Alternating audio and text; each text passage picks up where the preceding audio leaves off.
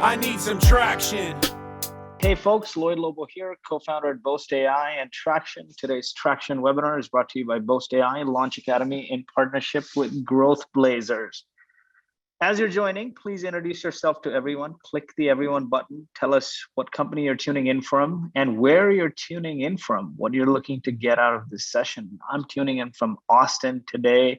Amanda, where are you tuning in from? I am tuning in from Atlanta, Georgia. So we're both Awesome. in the South today. Both in the South. And fantastic topic here today. Many founders continue to reference a marketing playbook written by tech giants over a decade ago. Let's create network effects, drive adoption, and we don't do any marketing. We don't do any sales. And they don't account for the fact that all businesses are different and not every company will go viral like a Slack or a Dropbox or whatever have you.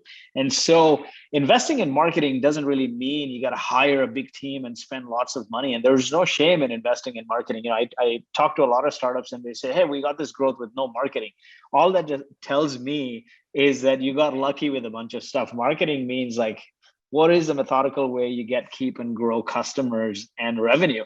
So excited to have you here, Amanda. You're CMO at G2, and you're going to give us the playbook going from 0 to 100 million fast. We're going to talk about channels, demand, brand, team, tools, metrics. Amanda is a 3-time CMO, award-winning marketing executive with a track record of leading high-growth companies at the intersection of marketing and technology. And prior to G2, Amanda was head of partner programs and marketing at MailChimp, which recently had a very massive exit. Welcome to Traction, Amanda. How are you? Doing well. Thanks for the introduction. Awesome. So you've had a very impressive career. Give us your backstory. How did you get to where you are today? What are some key skills you learned along the way that were important in becoming a CMO? Well, I'm probably going to go back too far, but I'm going to do it anyway. I'm going to go all the way back to the beginning to my first job in tech, which was almost 20 years ago. And I started at a company that was an outdoor billboard company that sold advertising that you could unlock with a code on your mobile device. Now, this was almost 20 years ago. So talk about ahead of its time, way too ahead of its time. But I sort of got the startup itch. And I knew I wanted to be in tech and I wanted to do something creative. And I also learned a really important lesson in that first job about timing and the importance of timing your category and your market right. So went on to just have a series of kind of tech startups, one that got acquired by Microsoft, and then moved on to help start a digital agency, which was actually both SaaS businesses as well as a digital agency. We had multiple different business units.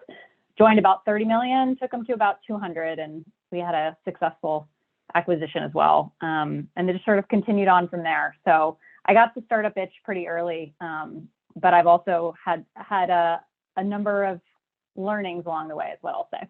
I still love it. Fantastic. And what a journey it's been.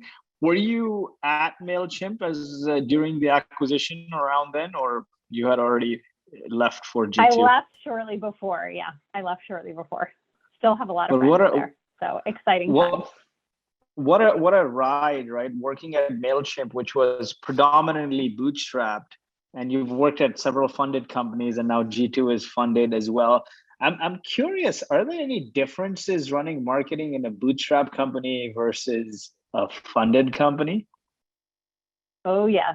But I will say, you know, the differences between a bootstrapped company that's starting out, I see someone here is mentioning getting a seed round, which is amazing. But if you're starting out and you're early on, that's really different than like MailChimp, you know, getting to 900 million bootstrapped. Like when you're at 900 million, you don't feel bootstrapped, right? You've kind of figured it out. But it's a really incredible story. I think the MailChimp story that's really inspiring for anyone who's trying to go a different way and maybe bootstrap further than many companies do today. The noble cause. Definitely, yeah. The noble cause. I mean, I've been a part of bootstrap companies, Boast is bootstrap, but before that, few venture-backed companies. And it helps you be frugal, at least in the early days, until you get to product market fit, and then you can raise at a higher valuation. But the crowd here today, you have folks from Amsterdam, Tel Aviv, New York City, Toronto, Germany, Dubai, California, Houston. Amazing. So it's a pretty international group here as we roll into the session. So let's get started here. You're a new startup founder. Where do you start? What should your marketing mix look like in 2022? How do you set up to get more leads? And what if you just had like $10,000? The $10,000 question, I have to tell you, I thought about that one long and hard. I was like, that is a great question. Well, I think the first thing I'll say is I think it really does, the marketing mix depends on the type of business you are. So for example, if you're a business that really, which many businesses are today or are moving in that direction, is moving where most of your transaction is happening online. Still not always the case in SaaS businesses, but if you're transacting online, your digital media, particularly like display and paid social, is going to be a really critical part of your media mix. That's still going to perform really well. And then of course, email, I think, is always a workhorse. I think earned media is a really important part of anyone's marketing mix, and it's sometimes overlooked.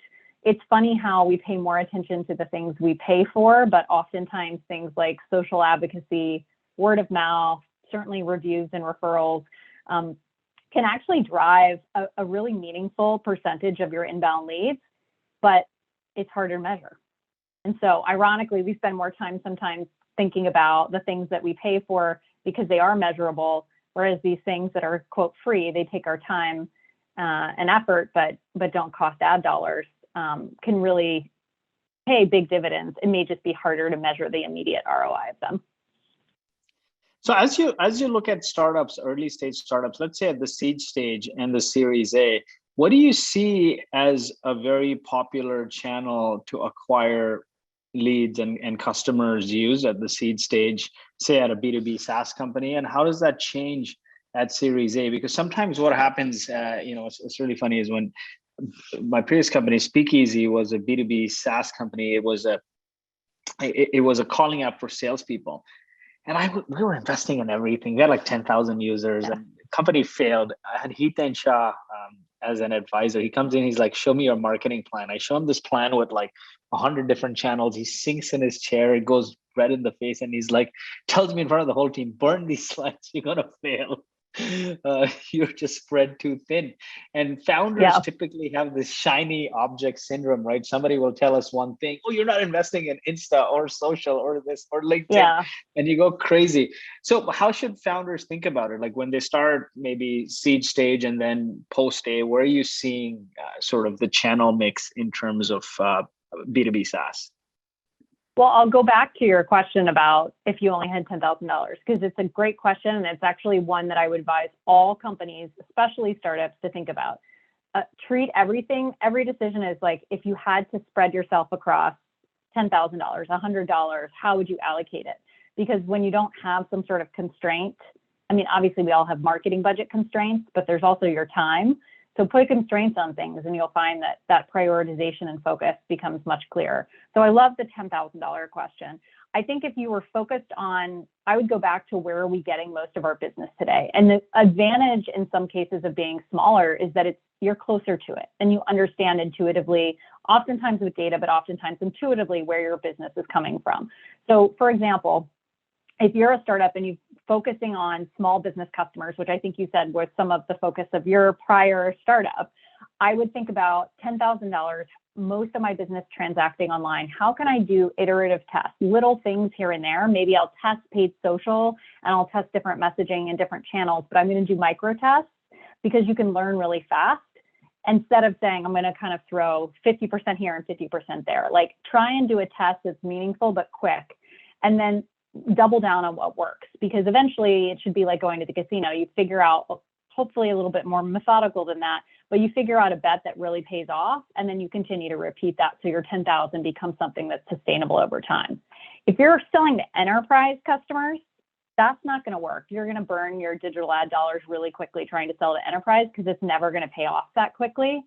Enterprise customers, you're more than likely going to see that your enterprise customers come from a different place. Maybe it's word of mouth. It's relationship building, certainly. So I would take that $10,000 and get your best prospects and your best customers in a room and have them talk to each other, and try and do that from a relationship building perspective. So it all goes back to creating early hypotheses on where you think you're going to get your best customers, and then being really ruthless on like measuring that and changing it along the way, not because you're not focused, but because you're actually so focused, you're just constantly improving against what you've decided you're going to focus on. Definitely. So That's great advice. Think about that. Now, in terms of prioritizing channels, right, as you go from seed to Series A to Series B, channels, activities, and so on, what frameworks do you recommend? How should founders and marketing teams think about it? Like, where should I invest? What channel? What marketing activity? Is there sort of a playbook for how you score that and prioritize? I wish there was a playbook that was sort of that straightforward of like, when you get to this, then you start investing in that. I think, I do think that in the big difference to me is in the early days, you do want to test a mix of things, but be very focused, as I said. But I think there is a place, even from day one, for things like PR, for events, for demand gen. I think that you're just not going to do them all at once. I think the big thing as you scale is you start to think about how I can do more of these things. I can have an always-on event series, perhaps. I can have kind of more sustained PR. I can be more proactive and not as reactive. And it becomes, how do I sort of make these things work well together so that I am 1 + 1 = 3. So you brought up a great example where you can invest in an event series. Well, then you're going to produce content that comes out of that. Then you're going to actually like create, another event series that comes out of that. You're going to create like community dinners and things.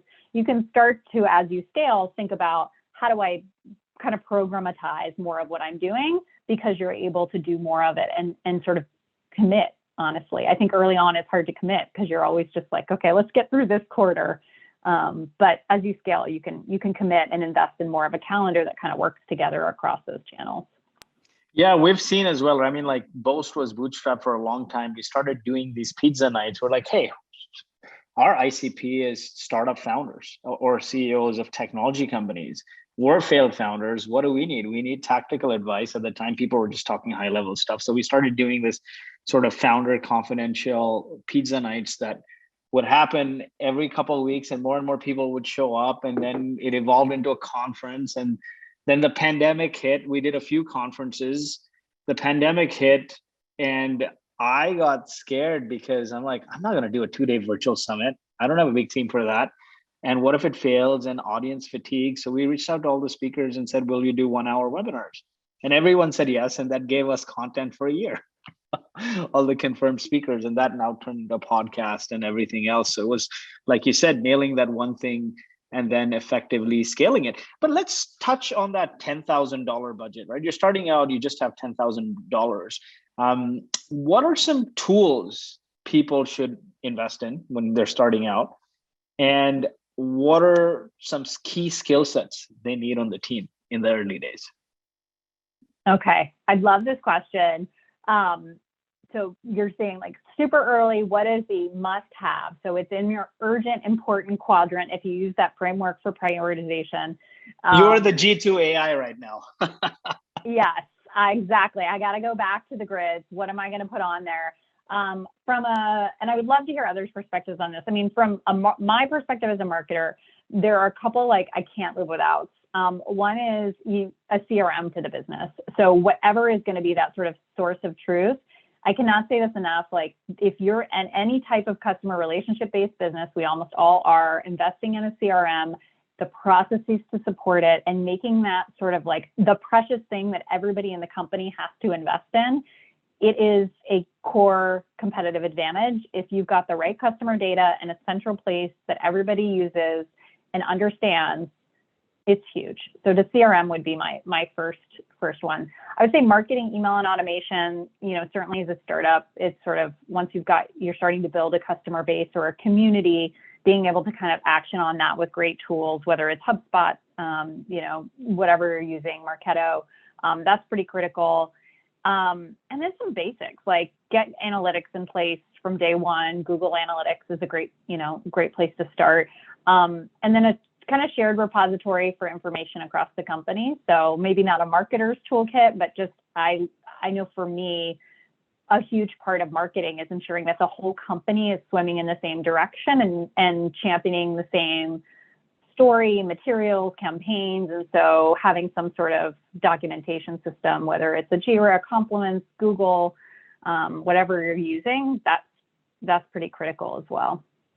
And then, of course, all kinds of comms channels internally. But I think those are my key ones from a tech stack. There's lots of stuff that we have in our tech stack, but if I'm talking bare bones, those are the things that I would prioritize. And then if you had to start a marketing team from scratch today, let's say it was a seed Series A company, yeah, who would be the first people you bring on? We talked about great set of tools. I think CRM, marketing automation are great and connected hopefully to your database, so you have some user data that spins in automatically, and you got to communicate. But then who would be the first maybe 1 to 3 people you would bring on the team?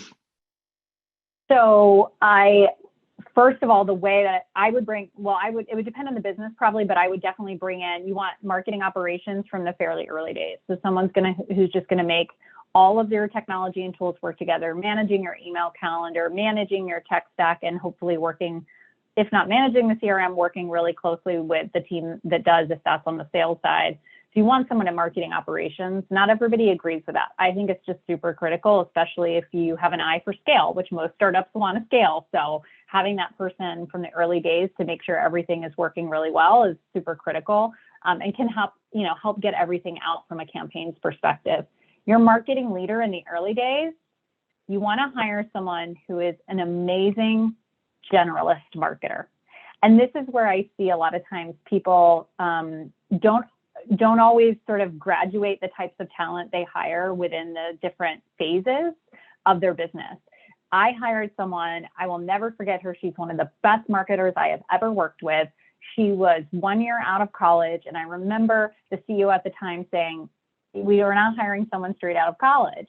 And I said, I'm going to hire her because she is the clearest communicator that I have met with. She's a fantastic writer. She had a journalism background. She is super ambitious. She runs marathons on the weekend for fun. And she just has all of that instinctual knowledge about how to get people to pay attention and care that you just can't teach. And she was phenomenal. And she went on to go lead, she's leading marketing in a big tech company now. And she was phenomenal. So you don't want to hire someone who's the best PR person and the best demand gen person. You need someone who's hungry, ambitious, clear communicator, and knows how to get people to care. It matters actually much less unless you're really looking for the demand gen marketer, but I think that it's often a miss in the early days to hire a specialist. On the flip side, as you grow, you need more specialists, and sometimes that transition can be hard. Yeah, that's actually great advice, and people don't think about this. I've had to learn the hard way. I'd had to be a generalist, learn everything from SEO to PR. A lot of what I learned was how to send emails, because it helps you test messaging outbound. I use Mixmax, but we've used now outreach. We transitioned to outreach at scale, and I also use Mixmax for personal. And it was a lot of testing email cadences outbound, because everything you do as an early founder / founder, marketing leaning founder is outreach. If you want to beg the press, you got to reach out to them. If you want to beg customers, you got to reach out to them. And even hiring employees and bringing on investors, it's a lot of outreach there. So yeah, this is great. But I always hated the sort of operational side of marketing, and it is so important as you scale, because once we raised money, we had so many data silos, it was all a mess. So that was the first hire we did. But yeah, you're right, hire for that super early marketing ops. What about if you take no other advice from this, I will save you a ton of pain if you just listen to that one, because you will face the issues that you're talking about. And they're avoidable, but it requires really just elevating your marketing operations team and investing in that continually. And if you lose sight of it, it catches up with you eventually. Definitely. Now let's transition. So you have this startup, right? So startups are built in phases. Phase 1, let's say you're validating the market. You got to get 5, 10 B2B customers to pay you for it. You do a bunch of cold outreach. You have some basic messaging. Now you're transitioning to product market fit. Maybe 500,000, 1 million in revenue. You're about to raise your Series A. You have good retention. You focused on building a good product, and maybe the manual outreach has got you by to get that 50 customers, 1 million mark. How do you turn now your startup into a mega brand? What are the key characteristics to become this brand as you go from product market fit to then scale? So this is such an interesting question because of the term mega brand too. Like, who would you say is like a mega brand that you admire? Not Definitely. To turn the table, but I'm kind of curious because I think there's some common traits. G2 is a mega brand, right, in your space. You're also a category leader in your space. HubSpot. And it's funny, I'm an engineer. I knew nothing about marketing, but my first job was in product at a startup, and there was no marketers there. So it was like, figure it out. And this was 2006. There was no such thing as digital marketing, no software. Everything I learned about inbound marketing was from HubSpot. Now I'm using HubSpot software. So HubSpot, I think, is a mega brand. Gainsight, something similar, is a mega brand in the customer success space. If you look at like tech software, right? And sort of, you don't have to, I mean, there's a time you become a mega brand, but en route to becoming a mega brand, maybe that 5-10 million ARR, you start to at least have a mini brand, right? But then you have some ingredients that will eventually lead to becoming a mega brand. I would say Intercom and Drift are also pretty massive brands. And there's some common traits. One of them is probably creating categories. Yeah. Well, and I think you're right on that. And I think it goes back to, and I know we'll get to it, but what makes for good category creation? A couple of things. I think you have to have a strong mission as a company. Like, what is your reason for being? And you need a thought leadership platform that brings that to life. So HubSpot is a great example of a company that has really championed small business success. We want to create more successful businesses, and their, inbound platform has become so powerful. They're really, at the end of the day, they're teaching us all how to be better marketers. So they took this sort of gem of an idea, okay, to do this really well, to create more successful small businesses, we need to empower them to be better marketers. How can we do that? We have this philosophy on inbound. So I think a lot of people talk about the story, and I think story is sort of an overused word in my opinion. It's really about what is the thing that we stand for, and how can we educate and help elevate all of our customers to be more successful through that. And so the examples you gave are fantastic examples of companies that I feel have really leaned into educating and elevating their customer almost before themselves, but certainly in support of their overall mission as a business. But I'd say the other thing that's true for mega brands is consistency over time and endurance. If you want to build a mega brand and you're expecting that in a year you're going to reap those results, like, I have news for you. It will take many, many years, in some cases a decade or more. Again, HubSpot, a great example that's built that over time. So it requires a lot of consistency and endurance, almost kind of like a marathon runner, if you will. There's a theme here, and you really have to be willing to commit over the long haul.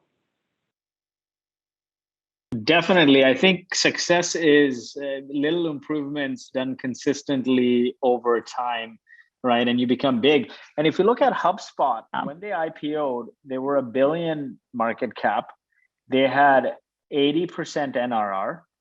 And today they're worth over 20 billion, or maybe, I mean, at the peak before the stock markets went down, they were like 40 billion. So they went 40x. And it was just doing a small number of things consistently well and better over a period of time. What do you think were the key traits for MailChimp or G2 to become this big brand? Well, I think definitely consistency over time. I mean, I think G2 has always, at our core, our mission has always been to help people on the buyer side, to help people understand and thrive in using software, and to help software companies grow. I mean, that is what we do. And the intersection of that is G2.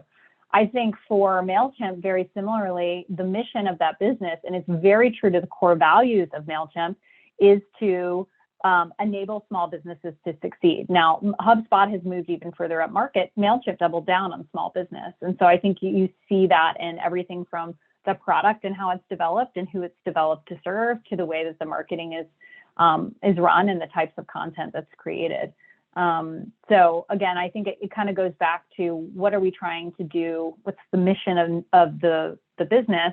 Which, by the way, I think is also really important for your brand for employees, right? Employees don't want to just go work to build technology. They want to work to shape lives in whatever way that manifests for your business. And I think finding the intersection of that is important to building the brand. Definitely. Now, category creation, I want to dive into that, right? But before that, I want to have this question in terms of a small company going from seed to I can't get the $10,000 out of my head. When's the right time to think about? Yeah, when's the right time to think about all of these things like brand and PR and events and all these things that lead to becoming a brand and creating a category? Okay, I was hoping we would get to this because I think day one. I think if you want to build a mega brand, the day you start PR is day one. And I've heard plenty of founders who are like, well, I don't really know how to do it. It sounds like it's going to be expensive. I don't have budget for an agency. I don't know how to do this. So I'm going to give you a story of a friend of mine. She runs a company called We Are Rosie, and it's a freelancer network that's all enabled through a technology platform online. And these big tech brands hire her freelancers all over the world. And she started the business about 4 years ago. And from day one, she would like be her own press agent. And I remember one day I saw her in Business Insider, and then she won some awards. She was just everywhere. And I emailed her and I was like, who is doing your PR? And she's like, what do you mean? I am. Like, I have no employees. Like, she had 5 maybe employees at the time. She's like, I'm doing my PR. She just knew her mission. She knew her story. She knew her audience, and she knew why people should pay attention and care. And she didn't let anything stop her from telling anyone from Business Insider to Fast Company to Adweek, like, hey, I think this what I'm doing is interesting. Will you take a coffee? Will you hear me out? I'm really passionate about my mission. She would always go back to that. And she just raised $100 million. I mean, and so I think I go back to like day one. You start representing your brand and your PR on day one, and it starts with the CEO. And there's nothing that should hold you back from it. And if you don't know how to do it, just ask. It doesn't have to cost you $1. It does cost you your time, but it's worth it. But there's that bit of a balance you also got to do, right? You got to balance between not getting sucked in to the sort of the PR and the news and everything that likely doesn't drive leads versus activities and driving demand. Like, let's say if you're a B2B SaaS company and outbound's working, then maybe you're spending 80% of your time outbounding and 20% of your time staying in the news cycle, or I don't know what the typical I would breakdown definitely is. time box it. Yeah, I would definitely time box it. And it's not always the right time. You'll have moments that you feel like are relevant for you to have a point of view on that are happening in the industry. And you might want to reach out and share that. You'll have moments in your business that you feel are meaningful and that you want to talk about and share. But I think it goes back to like nurturing customer relationships. You can start nurturing press relationships by adding value to those reporters from day one. I agree on time boxing it so that you're not becoming unfocused. But I do think it's something that, just like with any good, relationship, you build those relationships with the press over time, and they'll be meaningful and they'll be there for you when it really does matter. Like when you raise $100 million and you want someone to talk about it, you won't be starting then. You'll have kind of nurtured that over time. Definitely. Now, category creation is a very, very hard thing to do, right? But is it something that's needed? Let's get into the advantages of it, because there's multiple elements in category creation. Advocacy ties to it, community building ties to it, and building a media company on top of your brand ties to it. Also events, PR, everything ties to that category creation. But do you really need to do it, or how should founders think about it? Yeah, it's an interesting thing. I mean, I think everybody wants to create a category, or at least from my perspective, and I have an interesting perspective at G2 because our taxonomy and category creation capability is powerful. And so we get a lot of requests to sort of create new categories on G2, and we do. Every quarter, we invest in creating new categories. We have a whole methodology for how we define when something's ready to become its own category or a new category. So we see this a lot. I think if you're in technology, you're either on a maturing category or creating a new one. Like that's just how the cycles work, right? So whether you like it or not, you have to work on your category building, because if you don't, someone else will, and you'll find that you're sort of in a really competitive market and or the wrong one. So I think it's important to understand where you are in your category. Are you super mature where, and again, you can read, sorry, I'm seeing the chat. Yeah, you can, I do think this is going to be shared out afterwards, right? It's going to be on our YouTube channel. So I'll share the link and it'll be on our Spotify. Yeah, I'll monitor the chat. Don't worry about it. So, there's lots written about category creation by people much smarter than me, but the point there is you want to understand, where do you think you are in the maturity of your category? Is it mature enough that you really need to create a new category? And if so, why? The need to create a new category tends to come out of a true market problem that isn't well solved, and is going to mean that everybody who subscribes to that category, who wants to buy into it as a customer, is going to have to work differently. It's incredibly inconvenient. Let me just tell you, as a customer, being the first buyer or a first set of buyers in a new category is very inconvenient, because you're the first to learn how to do something differently. So if you really want to think you need to create a new category because you're building a new way of working, know that you're going to have to lead with education, because your number one obstacle to getting customers is going to be they don't know why they should use you or how to. So new categories don't get created all that often, but when they do, they're super powerful. Great example would be like sales enablement and RevOps are relatively newer categories within G2, certainly well established now.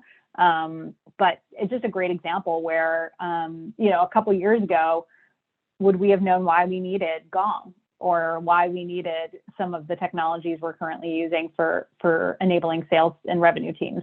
And we absolutely, I know there's many of those companies that we couldn't live without at G2.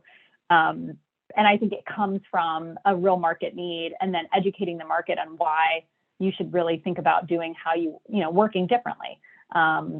So yeah, that's a long way of saying I think category creation is really powerful. It's not, I don't think every business needs to go there. Some businesses are just on that mid maturity curve. And sometimes jumping off and trying to create a new category just to be new and different isn't always the best competitive strategy. But one would argue that Intercom and Drift did just that, right? Intercom was web chat for support and better onboarding. And then Drift came and offered the same thing, but then they turned it into a sales acceleration platform, and everything, all their messaging is around sales. And if you look at it, I think it's the same product, or from a technology standpoint, and that's very telling from a technology standpoint. It's the same product, but from a marketing, messaging, and who uses it standpoint, it's two different products, right? And so Drift calls itself the revenue acceleration platform, and Intercom calls itself like better product onboarding, right? Better way to connect with your customers. And so it seems like they did, although they didn't need to create a category to win or be successful, I think there's truth to being number one in a specific category, and probably they went along the path of creating content for product managers and customer success versus creating content for salespeople and building a community for salespeople. Right. Well, and I think this is where you get back to what defines a category, right? Because you can have this is our positioning and our messaging, and you can still be operating in the same category. And a category, I think what's interesting there is they're trying to serve different buyers and users. And so oftentimes categories do sort of bifurcate that way when you have you're solving a similar problem for very different audiences. That can be one reason why you want to create or start a new category. But there's often times where what you see happening is people are trying to differentiate themselves, and it's not really a new category. It's actually just they're trying to differentiate themselves in a category that's maturing. And those are different things, right? So I think that's an interesting example where I do see that they're trying to differentiate use cases and their ICP. But I have to double check where they are in G2, but I'm pretty sure they're still both in the same category. The other thing I want to kind of debunk is this idea that you have to be number one in your category. Obviously, it's great to be number one. Everyone wants to be number one on the grids. Certainly in G2, we hear that all the time. Google was not number one. They did not create search engines. They did not create search. They were actually number two. And they have actually spoken about this, the advantage of being number two. Number two to market actually oftentimes historically has the competitive advantage because they watch what number one does and says, okay, we're going to catch up and we're going to do it better. So I also want to just sort of make the argument that being number one in a category can be a very scary and lonely place. So it doesn't mean that you shouldn't try and be number one, but it's not always, if you're not number one, that's not necessarily a bad thing. Categories inherently are defined by having competition, by having enough demand that you deserve to exist. So once you have your first 2 to 3 competitors, that actually is a great sign that you've arrived and the category deserves to exist. That means there is a category. There can't be a category. That's right. One. Right. The comment here is pioneers often die first. That's probably better said than I said it, Dan. That is true. There's a whole history, and I think Jeffrey Moore has written on this topic, but there's a history of floundering first to market. Yeah, definitely. And one side effect or a great side effect of category creation is you end up building a community. And I feel like 2022 is the year of community building. We built this massive community, but HubSpot, Gainsight, I've learned everything about community building from them. And I often say, if you build a community, you won't become a commodity. Yesterday's innovation becomes today's sort of option and becomes tomorrow's table stakes. And a perfect example of that community building and how it works is Apple, right? I don't know if you guys, how many of you seen the ad from Samsung? They were talking about, they had to put out this ad which talks about how bad the Apple phone is. Like, when they had a waterproof phone before and all the features that Apple came out with 3 years later, Samsung already had. They had to put out an ad like that, but still the world is using predominantly Apple, which goes to the community they've built. Tell us more about that aspect. What have you seen in terms of the best community building companies? Do you need to build a category and community simultaneously? What are your thoughts there? Great question.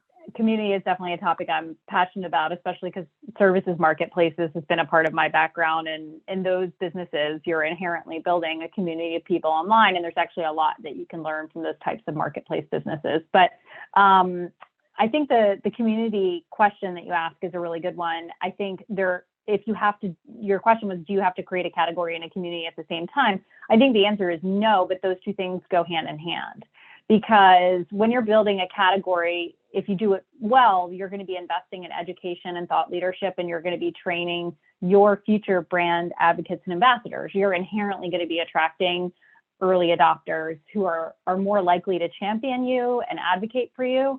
So the closer that you can bring them to you and to each other, the faster they're going to learn, but the better they're going to be, in terms of advocating and driving word of mouth for your brand.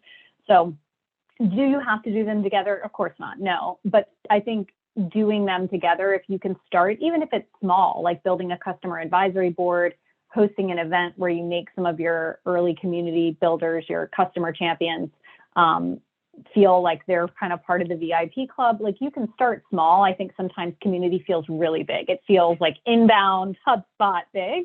It can be as simple as just getting your best customer advocates together in a more formalized way, and then rewarding or incentivizing them to really be ambassadors for your company. And you can do that in small ways or in big ones. HubSpot's a great example of a company that has championed this in a myriad of different ways, and their community efforts go really deep. They've got many different types of communities and programs to both incentivize kind of word of mouth, but also reward and champion their best customers. So yeah, I don't think they have to go together, but I think they naturally fit very well together.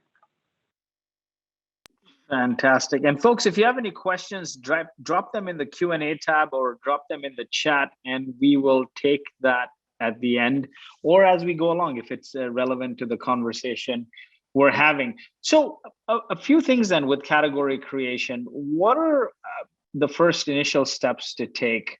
How do you validate that there is even a need to go and create a category? How do you, like, what are maybe the tactical steps here? Yeah, I think the first thing, is to creating a category would be, in terms of identifying the need, it becomes pretty clear if your customers don't know where to put you in their team or their budgets. Like, I don't know who should manage this. I don't have a budget for this.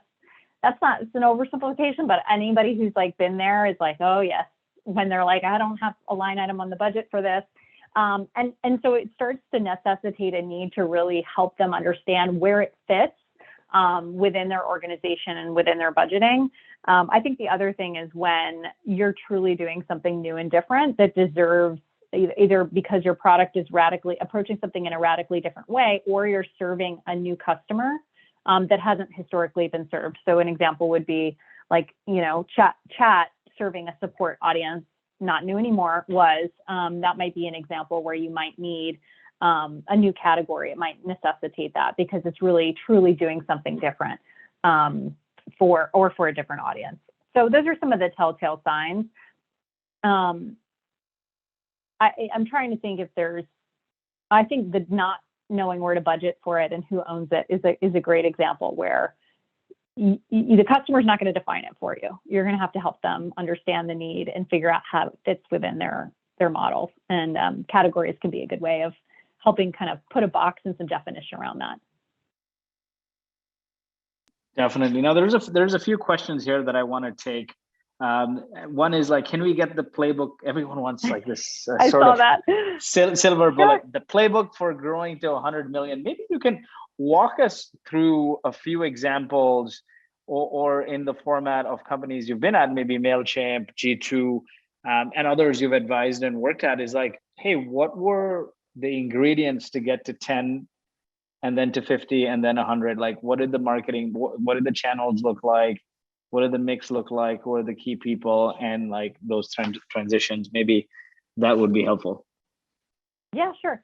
So, you already asked me some questions about the early stages. So under 10 million, limited budgets, what do? You hire 3 people. I don't know if I got to the third one, but if you hire your generalist who's going to lead, you hire a digital marketer, was the one that I didn't mention, and you hire your marketing operations person. Now, every business has different needs, but like those are kind of the 3 key roles that I would hire for when you're sort of getting into that 0 to 10, 0 to 20 stage. I would be anywhere from 0 to 50. This is your time to just focus on your playbook for sales and marketing. And when I say playbook, what I mean is, like, I'll give you an example. I started at a company, we're $30 million. We're actually 3 companies. So each company was like, I think we had one $10 million company, and then the other company was approaching 20. So we were 2 different companies. And we didn't have a playbook that was really well defined. And so what we spent a lot of time on was figuring out what constitutes a good lead for this business. How do we qualify those leads? When those leads come in, how do we think about like opportunity sizing? How do we make sure that we're exceptionally good at closing those and really watching like how fast they close? What are the kind of core value proposition for our products, and how do we bring those to life in that experience? A lot of times we think about how to drive the leads, super important. But I think one of the things we haven't talked about is that playbook for like everything that happens after that. If you can nail that playbook, I mean, I had the scripts that BDRs would use. I had like the plays that we would use to convert different types of products. And we would relentlessly revisit those every quarter to see like, how are our closed won rates? Are we actually converting enough of this? Is our ICP still right? Like just being very, very focused on that in that 0 to 50 stage, because by 50 million, you want to know enough about what's working from a marketing perspective and know that you're converting really, really well what's coming in because you got the right product, the right ICP, the right plays that you can scale. If you're at 50 million and you don't have the right marketing operations, tech stack, sales and marketing plays, hopefully a really good CRM, it's gonna hurt to try and scale. So that makes a lot of sense here. I want to take some of these audience questions here. If you were to invest in if you were to invest in driving growth, what would you focus on first for an early stage company? And we talked a lot about this, but I think putting it. I've most recently been in an early stage startup. Is I'd like prioritize 2 or 3 channels to test and figure out which one's generating a response rate, because I got to eat. So like both we bootstrap. And so what we did was we said, okay, we'll try email, we'll host events, and we'll run ads. And so I knew the ICP, went to Crunchbase and had Mechanical Turk and a person in India script everyone's emails and started sending emails. At the same time, those emails were not just to buy our product, but we started hosting like these pizza nights, right? And people would keep coming. And then ads like totally bombed, right? Didn't work. Yeah. And we didn't have the money. So then we're like, okay, we're going to just make our scripts better and do emails. And then we're going to host a lot of these events, which are thought leadership events that bring people together. And so it's like pick 2 or 3. And I would say like, figure out how many people it's going to reach and what is going to be the impact and of that reach. How many people is going to reach? How is it going to reach them and what conversion rate? And you got always testing that. Always testing it. Yeah. So it's like the playbook is there is no playbook. You have to build your own. Like, honestly, it's like test a few things. And then I love that you said your examples are great because you said a couple of things there. You tested wildly different things. You tested ads. And then you're like, but also like, let's do low touch to no touch ads. Let's do high touch events. By the way, oh my gosh, we did something that at MailChimp and I was like, I don't know if this is going to work. Office hours. Literally just show up and ask us questions. And they're like, well, I just don't know how to get started. And you're like, okay, I can spend 5 minutes with you. And then you've got your questions answered. And by the way, then that becomes, our answers become content that we can host other places, knowing that if you have this problem, so like for MailChimp, like hundreds of thousands of other people. So I love that you kind of said, like, there's the no touch and I'm going to try the high touch and I'm going to see what works. You do need to be testing different things to see what works. And then just really relentlessly focus on, okay, I spent this much, I got this many leads out of it. The ROI is what? Do I feel like I should double down on that? The other thing you said was digital ads didn't work, but we kept refining our story, something to that effect. I think one of the things that I would advise in early stage is you don't know your story and you need to constantly be refining that story, because a lot of times our marketing tactics don't work because we're too focused on the channel and not enough on what we're saying. And so I think just continuing to refine the value proposition and how you communicate that, whether it's through an ad or content, is really important. And just know that you'll always be iterating on that. Definitely. Yeah. And a lot of things you learn from your struggles. And a good way is I would often tell people is like, just bootstrap if you can till your Series A, because the fact that you can't eat and have to shut down will force you to be creative and not be lazy a lot of the times, unless you have that discipline from within. So there's another question here on what is a good conversion rate from, like, say, cold leads to MQLs to sales? Like, is there some benchmarks that we should strive for? Yeah, I mean, it kind of depends on how you define your MQLs. I mean, I would say if you can convert, I mean, cold leads in general, if you can get, I mean, it really depends. Like, it depends on what kind of business you're in. I mean, I think anything, like, certainly if you're in a high touch business, if you can get anywhere from, I don't know, 5 to 10%, you're in a pretty good place. For totally cold, like if you're doing outbound, for example. If you're talking about like MQL to opportunity, if you want to be really, really good, 25 to 35%. 25 to 35%. That is, depending on how you define MQL, very good, right? Yeah, but if you want to be really good, 25 to 35%. If you're, now it depends on if you're an SMB or an enter, like there's a lot of differences depending on the segments you serve. But I think, a lot of times I go into businesses and their MQL criteria is so broad, not really qualified, and they're looking at like 10 to 15%. I would look at, are you really focused on the right leads? Or is the message right? Or is something about the pitch not working? But I see a lot of times it's just like the definition for MQL is just kind of like everybody, and you're not going to get to those conversion rates. Yeah, and then a lot of people often think that, okay, as you go from, you found product market fit, let's say you were just doing outbound and then it worked, like now we got to go and add like 500 different channels at Series B. It doesn't always translate like that, right? Externally it might seem like you're using 100 different things, but internally you're focused on probably a small number of channels that work. So I want to dive into demand gen at G2, right? Like, what did your first 180 days look like? Tactics, strategies, channels when you joined as CMO? First 180 days, it's a lot of learning. It's like, let me look at, I need to look at all of our analytics, all of our data. What do we have? What do we not have? How are things moving through the funnel? In the case of G2, we have rebuilt our tech stack. We rebuilt our team. Like, we did a lot of foundation building that was super critical for us to be able to kind of hit the scale and growth that we're looking for, and frankly, to better serve our customers with a really great experience when they reach out. So my first 180 days was a lot of listening and learning, but also just a lot of recognizing the foundation we need to put in place with the team and the tech stack. So that was a big part of the focus, including some of those things that I alluded to earlier, being really clear about how you're defining goals, pipeline goals, and then also what happens within the funnel and how you define that, so that there should be any ambiguity there, right? That's really important. You want to make sure that everybody's aligned, clean definitions, you've got the right visibility you need to see what's coming in and how it's converting, and where it comes from. That's, if you're spending a lot in marketing, but you're not able to attribute it to pipeline, that's a scary place to be.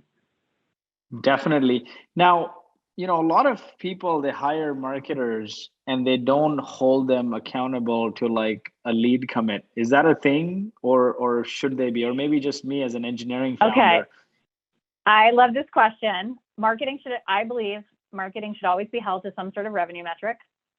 But differences of opinion among CMOs here. I personally don't love leads, because leads, I think it needs to be a sub-metric for marketing teams, but it depends on how your marketing team is set up. But I prefer to talk about pipeline, or even if you're in like a true PLG kind of business, like close-won revenue, if marketing is really the engine driving most of your business, mainly because I think that leads can be one of those things that makes the customer experience feel like a handoff. Like, if all I have to do is get you a lead, I'm not on the hook for literally anything that happens after that. But my job as a marketer is to drive revenue for the business. And so I don't want to sign up for leads. I want to sign up for pipeline open opportunity, or I want to sign up for close-won revenue. And so it depends on the nature of your business and who closes revenue. If it's sales, then I think that's a harder metric for marketing to own, but they can at least be open to committing to pipeline, which is how I like to do it for my team. Definitely. I love that. So let's look at what are some, you're a new VP marketing or marketing leader or CMO. What are 2, 3, 4 activities you can do in a company to increase closed opportunities or just qualified opportunities in general? So are you talking about increasing leads or just increasing conversion rates? Increasing conversion rates, because a lead, yeah, like what brings a good, maybe an SQL, right? Or an SQO, like sales qualified opportunity, or maybe help sales close it even. Yes, I love these questions, because this is where I think a lot gets missed in this part of the funnel. First of all, making sure that the handoff is a good handoff. So what happens after a customer goes and fills out a lead form or requests to meet with someone, like making sure that handoff is as short as possible, as great for the customer as possible. This is not about your team, by the way. Like, so many people are like, well, I don't know who's available. It's not about your teams. It's about the customer experience. So really defining, like, within the best customer experiences I've had is when I fill something out and within an hour I've got a call from somebody, or even better, it's real time because I'm chatting and I'm actually engaging with someone who knows what they're talking about in real time. How can you reduce the friction in the process from hopefully not handing off, but having someone raise their hand that they want help and making sure they're getting with a qualified person to help them. The other thing is just improving that process, that conversation that's happening. If you know, for example, that there's 20 FAQs that always come in when someone first reaches out and they have questions about your business, make those 20 FAQs. Anyone who talks to a customer, they all sing from the same FAQ songbook, and you're answering the questions in a way that advances the conversation really, really well. And hopefully you've got a great demo, but I think sometimes the demos can fall short. And so making sure that that's really tight as well. It's sort of like, what's the great customer experience all the way to the last mile? But those are some things, like oftentimes leads get missed. It takes too long to follow up. There's too much like delay, like it takes 7 days to schedule something, like you didn't answer my questions. I didn't have the right kind of materials to really do a good demo. Those are all things that I think can help. It's a laundry list, but sharing some tips and tactics in case it resonates with anybody. Definitely. No, that's great advice. Now, I want to ask this question, and people maybe mess up here a lot. What is the difference between CMO and VP of marketing, and when is the right time to bring each? Like, what does a CMO effectively do versus a VP? Maybe different at a post-Series A company. And how do you think about who you should bring on and when? Yeah, I think some of the core differences between a VP of marketing, and it depends on the business, I've seen VP of marketing who frankly have the responsibility of a CMO. And then I've seen CMOs that I think are more like, communications leaders and not as much of what we might think of as like a revenue focused CMO. So it really depends on the remit of the customer, and they're all fine answers. I think the kind of core differences are the VP of marketing is going to help promote the company and effectively position the company and drive demand. A CMO is going to help evolve the go-to-market for the company. How do we need to evolve our products, our offerings, the way we go to market to keep pace with the customer needs and effectively compete? So I think there's a level of strategy that you would expect from a CMO that isn't often a requirement for a VP of marketing, particularly as you progress in sort of Series A, Series B, and beyond. Definitely. So would it be accurate saying a VP marketing is more tactics focused if you want to drive leads, and a CMO is beyond overall company strategy and bigger long-term goals as well? Yeah, I think that's well said. I think once you're at the CMO level, it's how do you think more about the kind of go-to-market strategy for the business in addition to the sort of promotional strategy of the business. So if you're going back to the 4 Ps, the VP of marketing might be focused very much on kind of promotion, maybe a little bit on positioning. A CMO is really thinking, price also, product also, like the full go-to-market tends to be under the remit of the CMO, particularly for sort of mid and later stage companies. Fantastic. Now I want to take everyone's favorite question here. What are some tools in your stack? I mean, and you have to answer this because you sort of run the Wikipedia, or I would say encyclopedia of all the tools on the planet. So what are your favorite tech stack? What is your favorite tools in your tech stack? Oh, goodness. It's so tough because obviously I love all the software on G2. I think for us, the things that we definitely spend a lot of time on Slack. We'll say that. And then in the MarTech stack, we actually have Marketo and Visible. We love those technologies for our automation. We're big Salesforce users. We also use HubSpot for some things. And we do a number of things on chat. And so we do love chat tools, and we are fans of them all. And we have a homegrown one that we've built for some of our buyer audience as well. So we've got chat functionality in our site. And then Yeah, we're big fans of buyer intent data. So we do love, we have G2 intent data, but then we also, with our partners at places like ZoomInfo and Bob Bora, 6sense, we also partner with them and leverage a lot of their solutions as well. Tell us more about there we go. Yeah, tell us more about intent data, because this is very fascinating, right?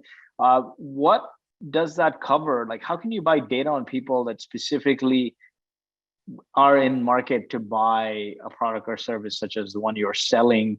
And you also talked to Visible. I don't know, talked about Visible. Does Visible do some of that, or what is Visible? Well, it's attribution technology. So helping you kind of understand, it's also under the Adobe flag. But from an intent data perspective, I mean, I think intent data is probably one of the most powerful and underutilized sources of customer data and really demand gen tactics today, because if you're selling software and you're not using G2 intent data, I mean, this is my plug for, but really any kind of intent data is going to be powerful. It's a way of saying, okay, based on what I know about your behavior online, how do I serve better advertising to you? And this could be super top of the funnel, like you have an intention because you're on an article or a piece of content, all the way to you're actually browsing to buy a particular piece of, in this case, software. I think it's something that e-commerce marketers and more B2C focused companies have been able to leverage for a long time. And B2B, it's very hard to get this kind of data. But for G2, I almost look at it as like purchase intent, because if you're on G2, most customers on G2, buyers on G2, they're in market for software. And so it's sort of the warmest possible lead in a way. And so that's really what intent data is. It's sort of the ultimate hand raisers of people who are in market for software. And usually we see that they're going to be buying pretty imminently within either a week to 3 months tends to be the window. So in terms of the efficiency of going after that, so thinking about your demand gen and your advertising, you want to make sure you're able to go after the sort of ripest targets. Intent data is one of the best ways to do that. Fantastic. It pays for itself. That's my story. It pays for itself, and you can use it from everything for validation to scale, right? Maybe you're validating a new feature or a product, or you're scaling. What does it cost? Something like this?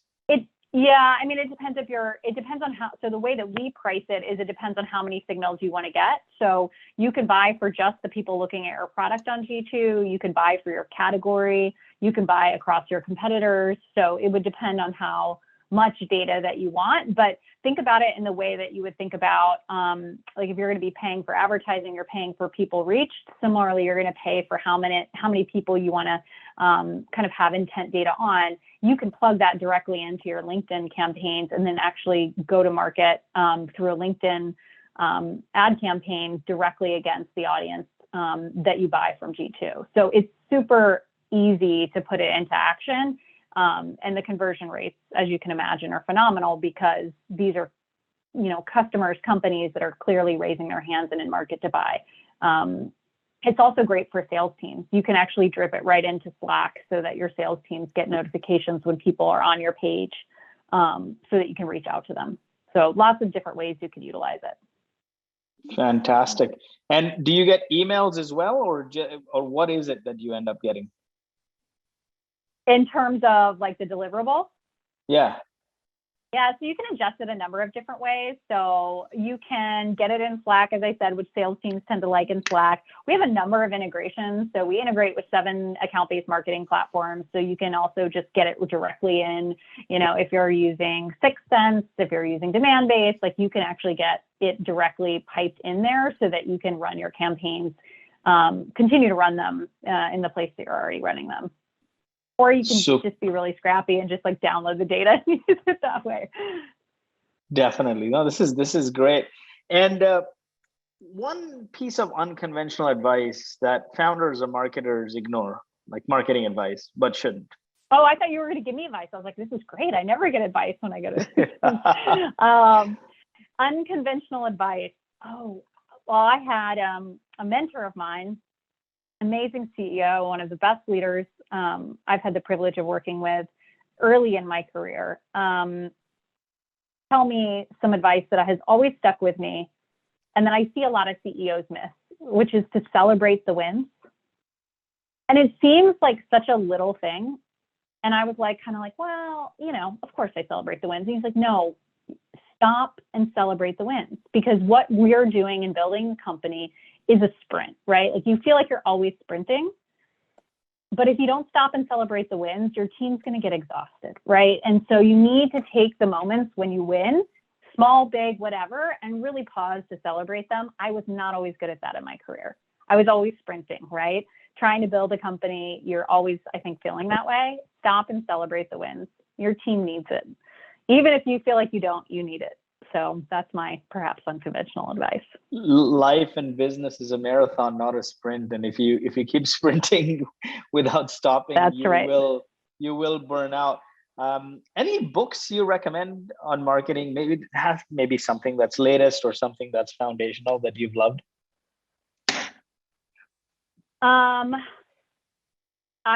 There's some books on B2B marketing by Kellogg, which is the business school out of Chicago.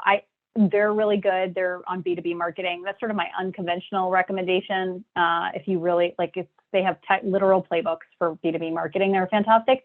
I think one of the more inspiring books that I've read in the last few years is a book called Originals by Adam Grant. And I just think it's not a traditional business book. It's got some great founder stories, including from like Airbnb and others, that is all about sort of how new ideas take off. And it's got a lot of great stories. So just on the subject of building companies and categories, it seems relevant. Awesome. Originals by Adam Grant. I'm going to post the link here, and the Kellogg B2B marketing, you can just Google search. It's all over Google. Awesome. Where can we find you on social? Where are you active? I am on Twitter, Amanda Malko. I am also on LinkedIn. You can find me there, and definitely reach out and say hi. And then g2.com. So spell it out, g2.com on Twitter. And we're also, of course, on LinkedIn. Thanks and yes, for joining somebody us. posted Happy International Women's Day. Yes, to all the women on this call and all the female leaders, especially those trying to build and market businesses. Gosh, I applaud you. Yeah, happy International Women's Day, and what a great way to celebrate one of the most powerful marketing women on the planet here. Amanda, thanks so much for joining us. Thanks for all the great advice. Folks, the recording will be on the YouTube channel. Just search Traction Conf and you will find it. Subscribe and hit the bell. Thank you so much for joining us.